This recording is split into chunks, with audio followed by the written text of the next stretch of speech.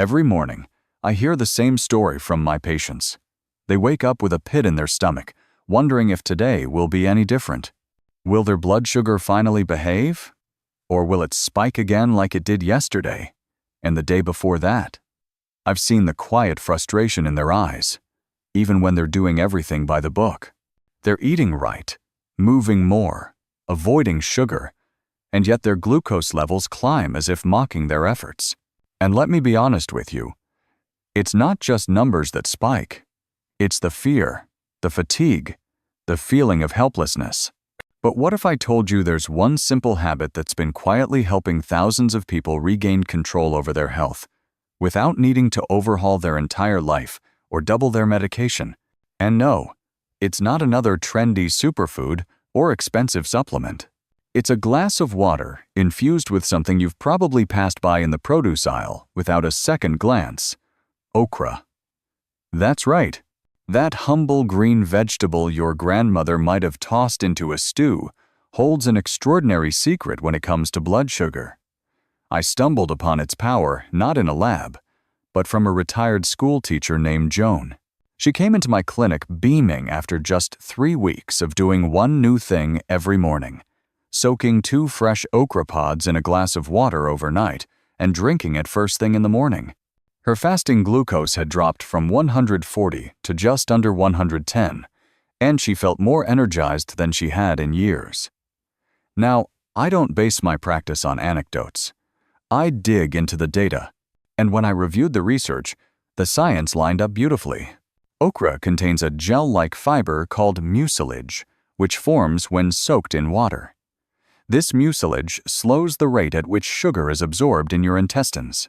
That means fewer sugar spikes after meals and steadier energy throughout the day. It's not a magic cure, but it's a physiological ally.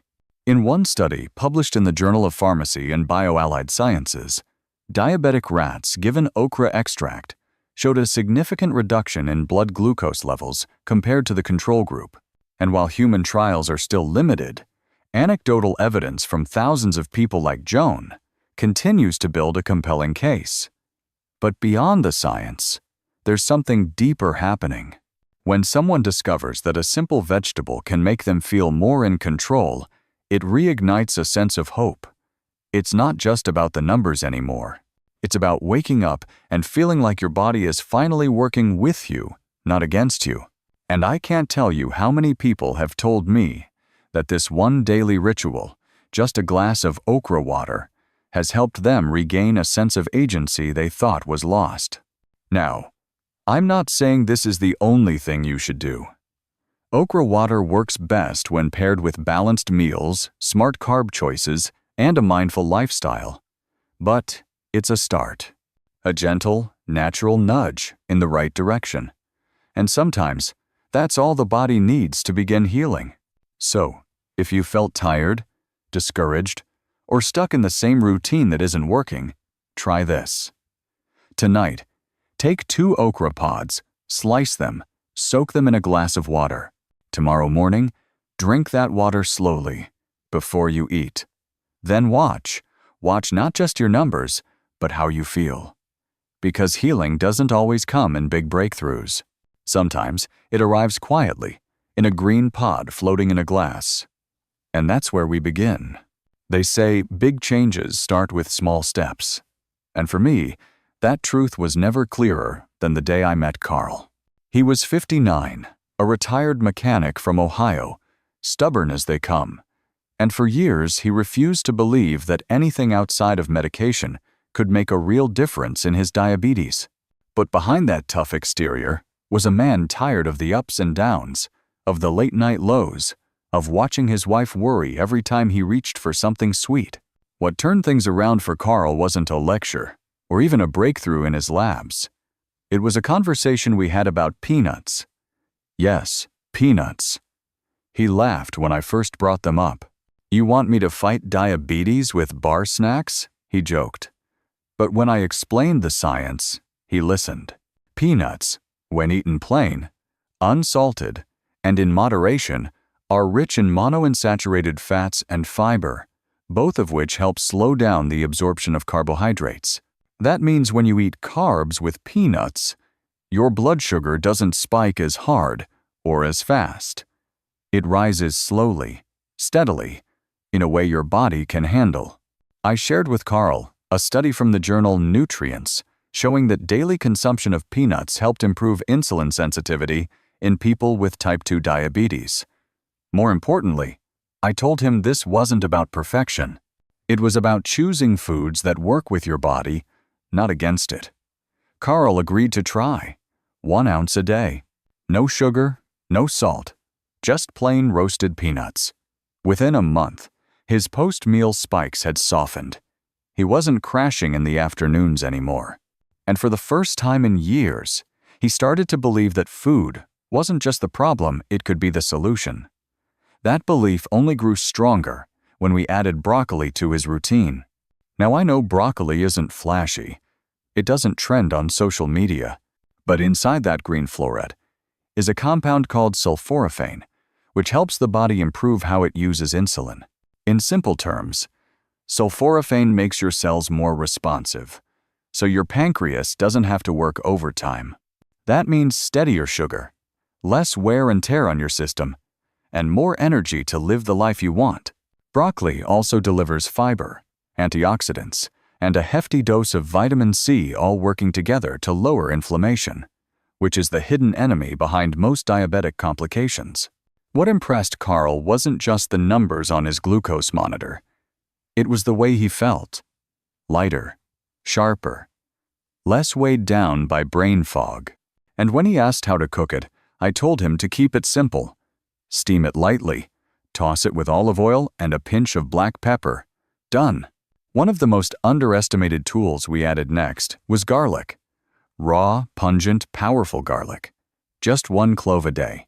Crushed and left to rest for 10 minutes, then stirred into his salad or swallowed like a capsule. Garlic is loaded with sulfur-containing compounds, like allicin, that improve blood circulation and enhance insulin sensitivity. But it's not just about sugar. Garlic also supports heart health, lowers blood pressure, and acts like a gentle antimicrobial, which matters more than most people realize. Because diabetes weakens the immune system. For Carl, garlic wasn't just food. It became a symbol. A reminder that the kitchen he once ignored could actually be his pharmacy. That what he put on his plate mattered more than he'd ever believed. And as we moved deeper into this journey, Carl told me something I'll never forget. He said, "Doc, I used to feel like my body was this machine breaking down one part at a time. Now, it feels like something worth fixing." That shift from fear to ownership is what these foods can do. Not overnight, not with magic, but with consistency, with care, and with the right knowledge to guide the way. It's easy to believe that living with diabetes means saying goodbye to the foods you love. I've met so many patients who carry that silent grief not just over the cupcakes or cookies, but over the warm mashed potatoes at Thanksgiving, the baked apples in Grandma's kitchen, even a simple bite of something sweet, without the guilt. But here's what I tell them, and what I want to tell you now. Not all carbs are created equal, and when you learn to choose the right ones, you don't just manage your blood sugar, you reclaim the joy of eating. Take sweet potatoes, for example. There's a reason I call them the most misunderstood root on your plate. Just because the word sweet is in the name doesn't mean they're dangerous. Quite the opposite. Sweet potatoes have a low glycemic index, which means they release sugar slowly into the bloodstream instead of flooding it. That slow release gives your body time to respond, to send in insulin at a steady pace, and to keep your energy stable long after the meal ends. And when you leave the skin, on which I strongly recommend, you're getting an added dose of fiber that further slows digestion, reduces post-meal sugar spikes, and helps you feel full longer. But the beauty of sweet potatoes doesn't stop at blood sugar. They're rich in beta-carotene, a powerful antioxidant that converts to vitamin A and helps protect your vision, your skin, and your immune system. For someone with diabetes, that's gold. Because the disease doesn't just affect glucose, it chips away at your defenses, your nerves, your organs. Every bite of sweet potato is a quiet act of protection. Now let's talk apples, but not just any apples. I want you to eat them with the skin on. That's where the magic lives. Apple skin contains pectin, a soluble fiber that binds with sugar in your digestive tract and slows its absorption. That means fewer crashes, fewer cravings, and more control over your appetite. Apples also bring quercetin to the table, an antioxidant known to fight inflammation and support heart health. That matters because heart disease is the #1 complication people with diabetes face. Every apple is a vote for your future. Just make sure to wash them well or choose organic to avoid pesticide residue. Then there's the quiet hero I always recommend for lunch and dinner plates, cucumber. It doesn't shout for attention like kale or blueberries, but it does something incredibly important. It cools. It cleanses. And for someone trying to manage blood sugar, it helps the body flush out excess glucose and reduce water retention. That's because cucumber is made of over 90% water and acts like a gentle diuretic, supporting kidney function and improving circulation. It's also alkaline-forming, which helps reduce the inflammation that sugar leaves behind. And while it won't spike your glucose, it will nourish your gut, calm your system, and give your body a sense of lightness that's hard to find in heavier meals. My patient Ruth, a 64-year-old widow from Arizona, used to snack on crackers and cookies between meals. She always felt bloated, foggy, and tired. I suggested she try a mix of apple slices and cucumber sticks. Instead, easy, refreshing, and stabilizing. 2 weeks later, she called me and said, "I feel like someone finally opened a window in my body." That's the power of the right food. It doesn't just change your labs. It changes how you feel inside your own skin. So, if you've ever felt trapped by your cravings or defeated by your relationship with carbs, I want you to know something. You don't have to give up comfort to get healthy. You just have to make smarter swaps. Because when your meals start supporting your blood sugar, your entire day gets lighter. Your thoughts, your energy, your mood. And that kind of lightness is what gives you the strength to keep going. I still remember the day Thomas walked into my office. 71 years old, a retired firefighter from Colorado, and someone who had battled blood sugar swings for decades. He wasn't new to the rules, he had heard it all. Eat less sugar, take your meds, watch your carbs. But he told me something I never forgot. He said, "Doc, I'm tired of fighting food. I want to feel safe eating again." That hit me hard. Because for many people with diabetes, food stops being nourishment. It becomes the enemy. And that's why I started him with something deceptively simple. Brazil nuts. Just 1 or 2 a day. That's all it takes to deliver more than your daily need of selenium, a trace mineral that quietly supports the thyroid, the little gland that regulates how your body uses insulin. When your thyroid is sluggish, your glucose climbs, your energy tanks, and your metabolism stalls. But when it's balanced, everything starts to work better. And the fats in Brazil nuts aren't just good for your heart. They fight inflammation, reduce insulin resistance, and help you absorb key fat-soluble vitamins like D and E. What made Brazil nuts especially powerful for Thomas was their simplicity. No prep, no cooking. Just a handful each morning with his coffee. And within weeks, his fasting glucose numbers started to shift. But the real change was in his face. He looked lighter, less tired, like someone who'd been carrying a weight for too long and had finally set it down. From there, we added something even more familiar: eggs. So often misunderstood, feared for cholesterol, pushed aside for oatmeal or cereal. But the truth is, eggs are one of the most complete foods on the planet. High in protein, rich in choline, packed with B vitamins and antioxidants like lutein that protect the eyes. And for someone with diabetes, that protein is gold. It slows digestion, smooths out blood sugar, and helps you stay full longer. That means fewer crashes, fewer cravings, and less temptation to reach for something that might undo your progress. I told Thomas to keep it simple: boiled, poached, scrambled dry, no butter, no cheese, just eggs, maybe with a side of spinach or a few slices of avocado. He started eating 2 eggs every other morning. And slowly, his mid-morning energy dip disappeared. He told me he no longer felt like he needed a nap at 10 o'clock. Instead, he was walking his dog further, calling his kids more, laughing more. And as we closed out his visit, I handed him a small bag with cinnamon sticks and a fresh piece of ginger. I said, "Thomas, this is your new evening routine." He raised an eyebrow. "Tea?" "Yes," I said. "But not just any tea.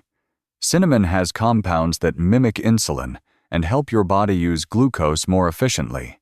It also slows the breakdown of carbs in your gut, keeping sugar from flooding your bloodstream after meals. Ginger adds another layer of healing. It fights inflammation, boosts digestion, and supports immune health, all of which get compromised when your blood sugar is out of balance. Together, they create something more than just a drink. They create a ritual, one that calms your nervous system, steadies your metabolism, and brings you back to your body after a long day. He started brewing that tea every night, a few cinnamon sticks, slices of ginger, simmered in water for 15 minutes. No sugar, no honey, just warmth, healing, and presence.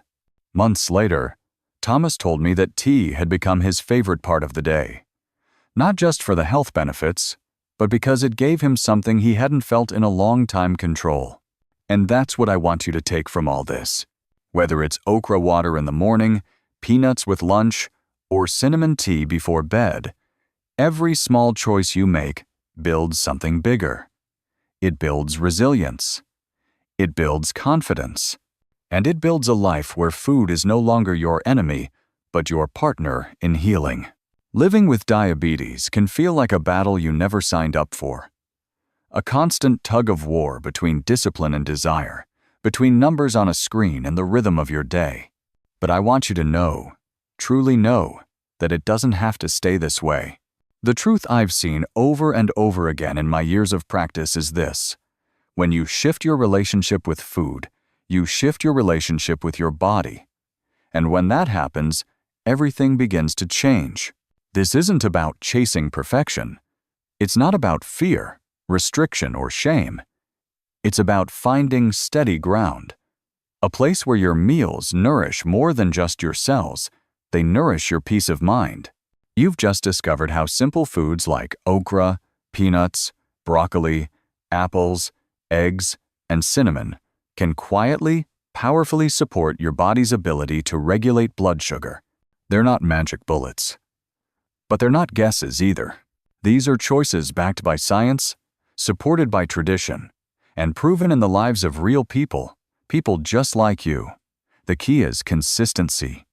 A glass of okra water every morning, a handful of peanuts in the afternoon, a warm cinnamon tea to close the day. These are not hard things. They don't require a new identity or a complete lifestyle overhaul. Just a willingness to trust your body again, one bite, one sip at a time. I've seen men and women in their 50s, 60s, and 70s who thought their best days were behind them, only to find new strength, new clarity, and new freedom through the smallest of changes. You are not powerless. You are not broken. And you are certainly not alone. So as you move forward, carry this with you. Your kitchen is not a battleground. It's a pharmacy. Your meals are not your enemy. They're your allies. And your body is not giving up on you. It's waiting for you to give it what it truly needs. Let this be the beginning of a new story. Not one written in fear or frustration, but in knowledge, kindness, and hope. You've got this. You really do.